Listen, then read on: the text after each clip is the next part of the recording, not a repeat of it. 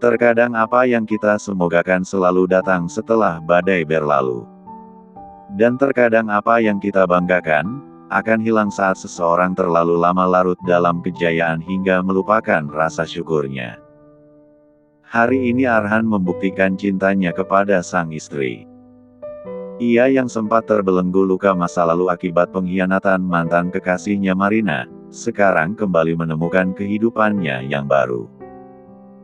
Kepribadiannya yang dulu begitu angkuh dan dingin, kini mendadak hangat seiring rasa cinta yang ia bangun setinggi-tingginya untuk Aina. Setelah syuting selesai, ia dan Alvin kembali ke rumah keluarga Hardiansyah untuk menjemput Aina dan Laras. Sepanjang perjalanan, Arhan diam seperti biasa, sementara Alvin yang lebih banyak bicara. Setelah berhasil menggemparkan banyak orang, sekarang kamu bisa sesantai ini. Kalau aku sudah pasti akan panik. Kau tahu saudara kakekmu di California pasti akan menghubungi kakekmu karena dia tidak diberitahu tentang pernikahan kamu dan Aina. Oma Mutia, dia hanya akan kembali saat menuntut warisan. Dia tidak peduli dengan pernikahanku, paling juga berdrama di depan kakek, disogok uang langsung jinak lagi, ucap Arhan datar.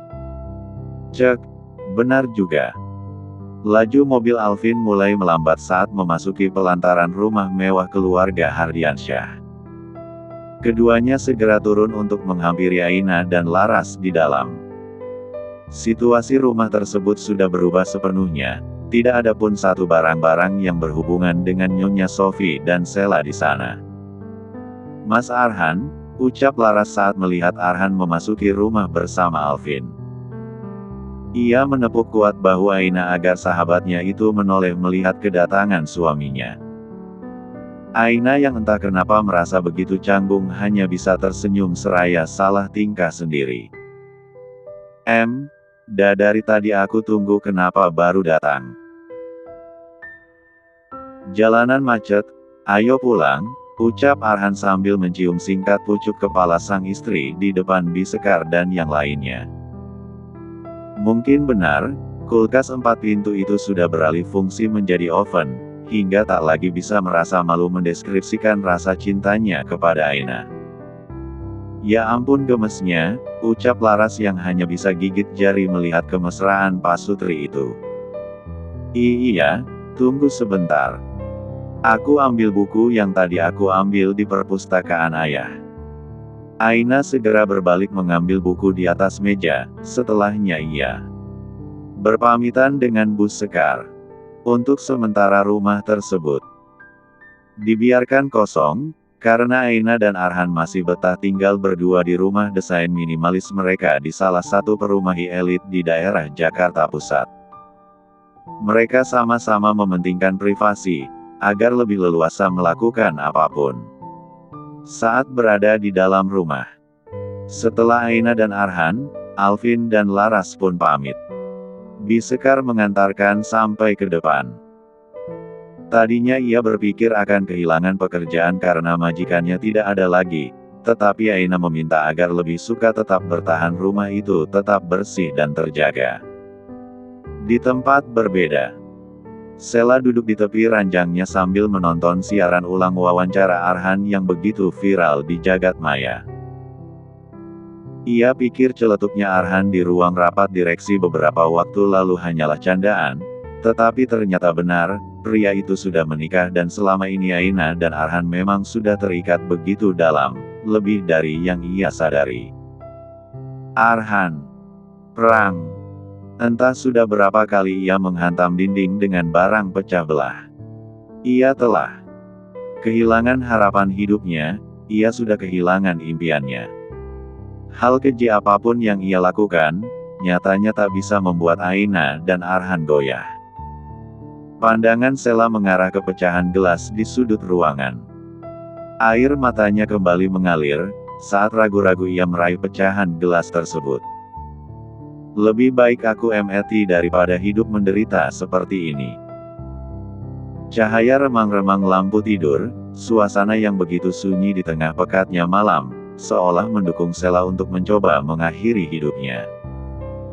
Isak tangisnya terdengar lirih ketika ia mulai mengarahkan pecahan gelas tersebut ke pergelangan tangannya. Perlahan namun pasti ia menekan benda tajam itu, tangannya mulai mengeluarkan darah, semakin dalam hingga akhirnya ia mulai lunglai dan hilang kesadaran. Bak!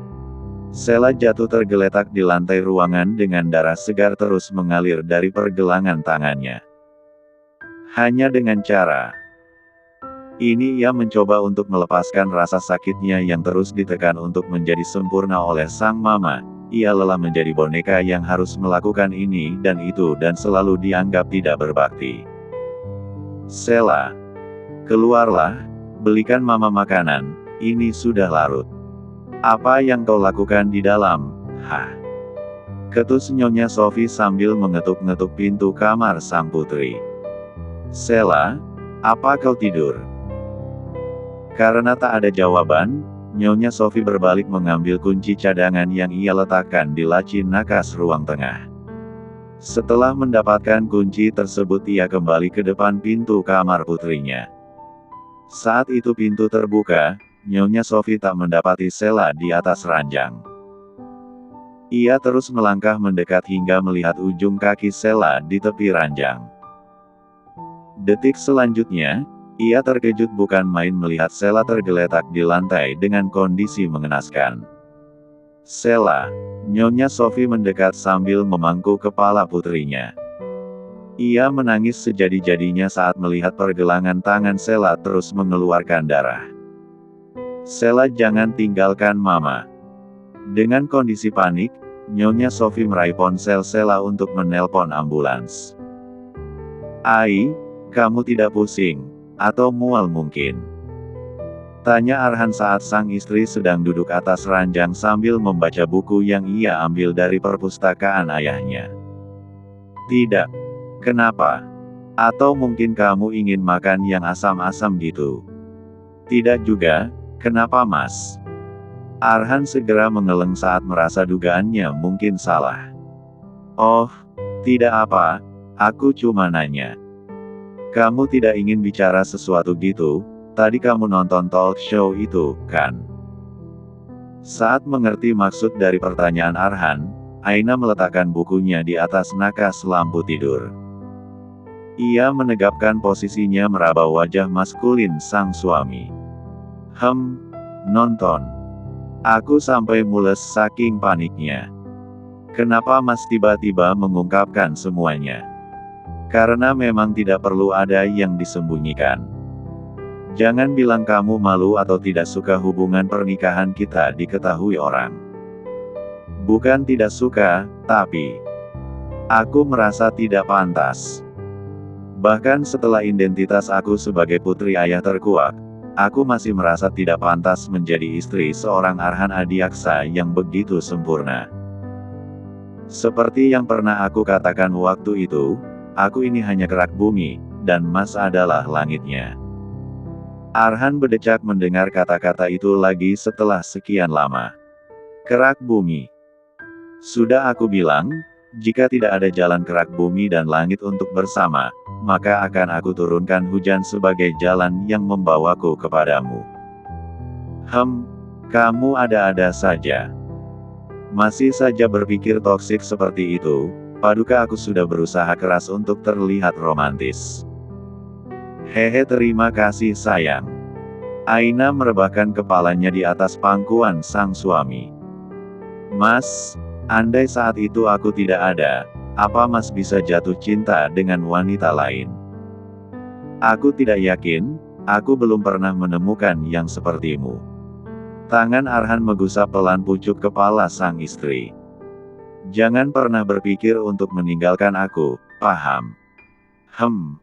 Aina tersebut lalu mengarahkan jari kelingkingnya ke hadapan Arhan. Promise. Arhan yang biasanya begitu kaku, kini mengikuti kemauan sang istri, menyatukan jari kelingking mereka. Promise. Hua, aku ngantuk, paham mas saja rasanya nyaman sekali. Kedua mata Aina akhirnya terpejam, ia memeluk erat pinggang. Dan menempelkan wajahnya di perut atletis Arhan. Detik demi detik berlalu, akhirnya Arhan bisa mendengar suara dengkuran halus Aina. Namun, ia tak lekas memindahkan istrinya, dia masih di sana, menatap lekat wajah cantik yang begitu teduh saat tertidur. Aku bisa terjaga semalaman hanya untuk melihatmu berbaring di atas pangkuanku, Ai. Aku sangat mencintaimu. Arhan membungkuk, mencium pipi dan dahi Aina hingga ia merasa puas. Keesokan harinya, seorang dokter masuk ke ruang rawat Sheila. Sejak subuh tadi wanita itu sudah sadar setelah transfusi darah, tapi Sheila tak juga bicara, ia hanya diam dengan tatapan kosong. Bagaimana dengan putri saya, dok? Tanya Nyonya Sophie yang begitu khawatir. Sepertinya Nona Sheila mengalami gangguan psikis atau trauma. Kita harus merujuk dia ke rumah sakit jiwa untuk pemeriksaan lebih lanjut. Hah?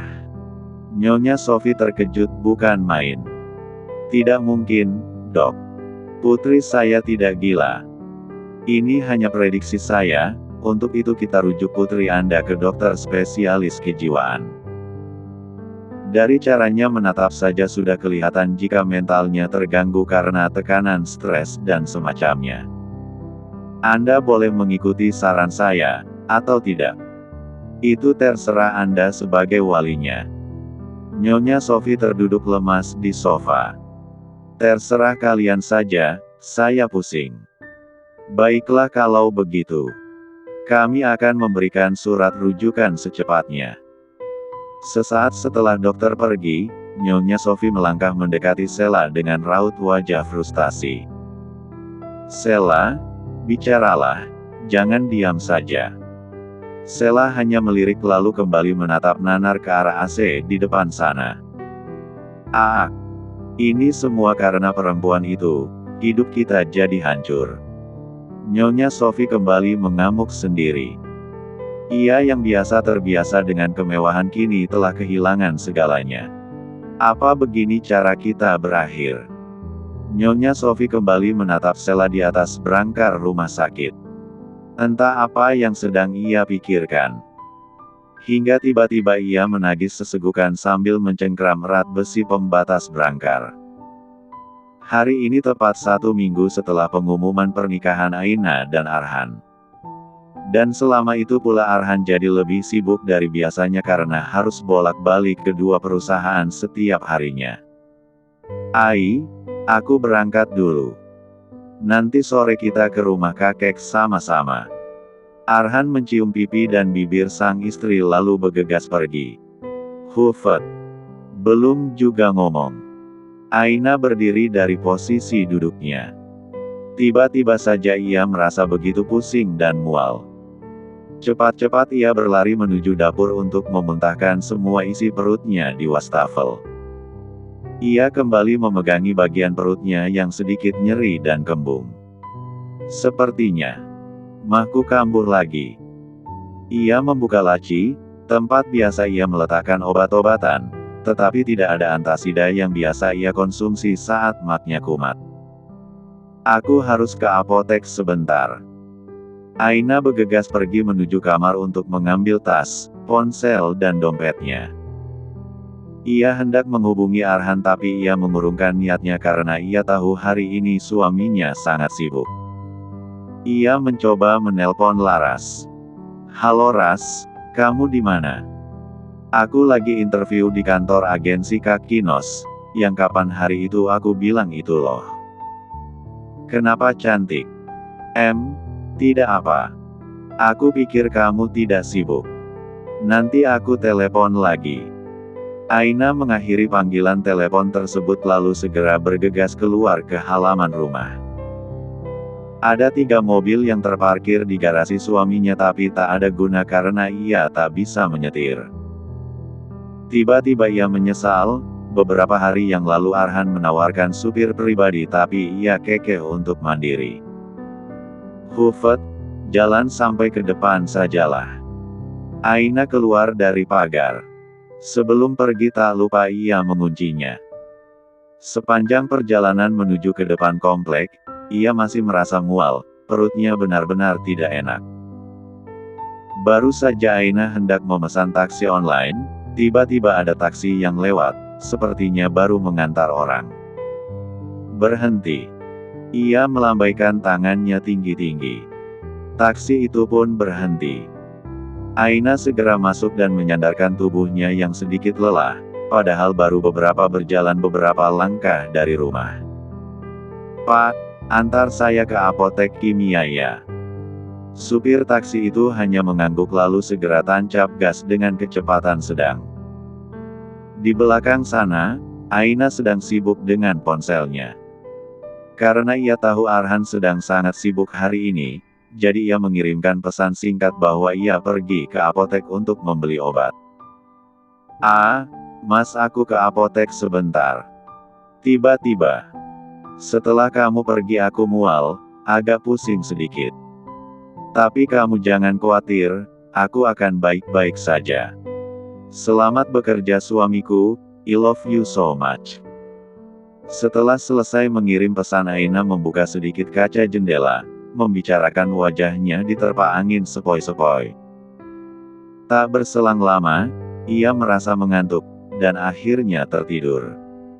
Meeting pagi ini bersama pihak ekspedisi dan distributor luar negeri.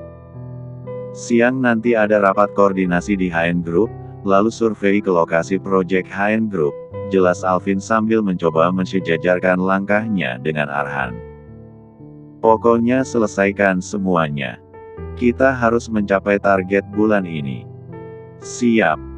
Oh ya, Aina bagaimana, apa ada tanda-tanda? Sepertinya belum, kita bahas nanti. Sekarang fokus ke pekerjaan. Arhan mendorong pintu dan segera masuk ke dalam ruang rapat. Tubuh Aina menggeliat saat terbangun dari tidurnya. Ia terdiam sejenak, mencoba menormalkan diri. Beberapa menit setelahnya ia meregangkan tubuhnya yang terasa sedikit pegal. Belum sampai di apoteknya, Pak. Supir taksi itu tak menjawab. Aina menoleh ke jendela mobil. Ia merasa ada yang sedikit aneh, jalanan yang dilalui taksi itu sangat asing baginya. "Pak, ini jalan kemana ya? Sepertinya kita salah jalan." Supir taksi itu tak bergeming, malah melajukan mobilnya dengan kecepatan tinggi. "Pak, stop. Saya mau berhenti di sini saja. Kamu harus ikut aku." Kedua mata Aina membulat, tubuhnya bergetar saat mendengar suara yang begitu tidak asing baginya. "Kakao." Supir taksi itu membuka topi dan juga maskernya. "Nyonya Sophie." Aina semakin panik dan juga lemas. "Hentikan mobilnya sekarang." Nyonya Sophie tertawa jahat, kakinya terus menekan pedal gas sedalam-dalamnya. "Hidupku hancur, Sela, apalagi, dia seperti mayat hidup. Ini semua gara-gara kamu. Aku lelah, kita akhiri saja, jika aku tidak bisa bahagia, berarti kamu juga tidak boleh.